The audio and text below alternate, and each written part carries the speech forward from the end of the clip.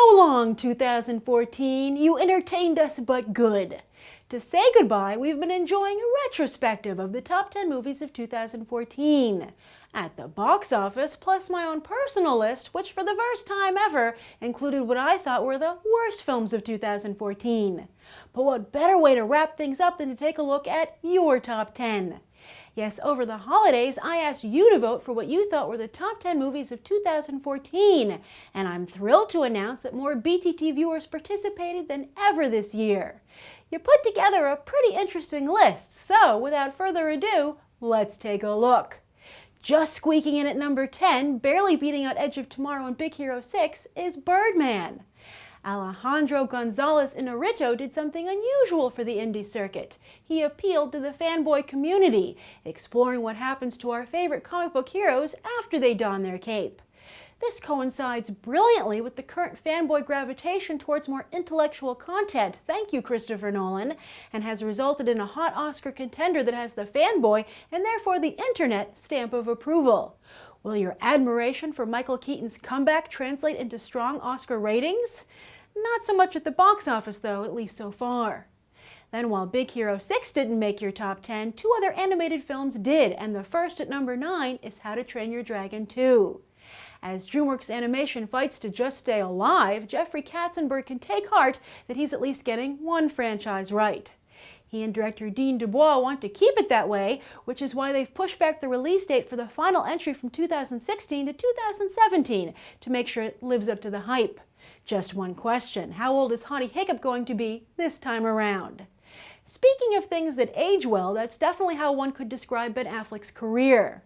You loved him in Argo, and you also loved him this year in Gone Girl. But while number 8 reaffirmed your love affair with Affleck and David Fincher, it also made you finally take notice of an actress who's actually been around for quite some time, Rosamund Pike. Then again, it was a pretty noticeable performance. You know what's in store for Affleck and Fincher, but I bet a lot of you are now wondering what the future holds for Pike as well. Can we maybe recast Emma Frost? And while Christopher Nolan didn't unanimously make all the top 10 lists per usual, you still found a place for him on yours with Interstellar at number 7. In Nolan We Trust isn't just a fad, it's a state of mind, one that many of you are clearly still enjoying. But do you want to see him continue to experiment as he did pre-Batman? Or does he need to mix in some more mainstream flicks a la Batman to hold your interest? Then another talent who's built up incredible audience loyalty is Andy Serkis, and you continue to be fascinated with his motion capture work as Caesar. But while Serkis has undeniably created something unique here, are screenwriters Rick Jaffa and Amanda Silver getting enough credit? We'll find out with the third entry, slated for 2016, where it looks like the duo won't be returning, or perhaps only as producers. Instead, Jaffa and Silver will be bringing their scientific expertise over to the Avatar franchise, also returning in 2016. Will both Apes and Avatar make your top 10 list then? Then at number 5, you have your other favorite animated movie of the year, the Lego Movie. This made my own top 10 list, but a number of comments protested that Big Hero 6 was far superior. But does this settle it? Either way, we already knew that we love Legos, but it looks like Phil Lord and Chris Miller are quickly becoming audience favorites as well. By the way, you placed their other film this year, 22 Jump Street, at number 15. Fourth place is another controversial pick, The Hunger Games Mockingjay Part 1. This is another movie that many of you clearly love, voting for it both here and at the box office. But many of you also clearly hate it, if the comment section is any indication.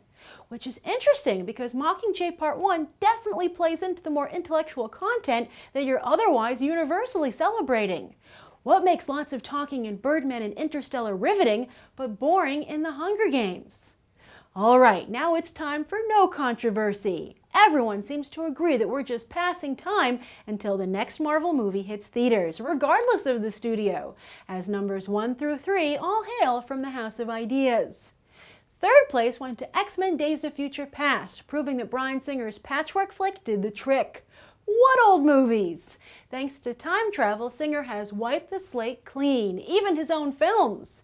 Couple that with his refusal to be hindered by all the personal accusations against him, and you've got one gutsy guy.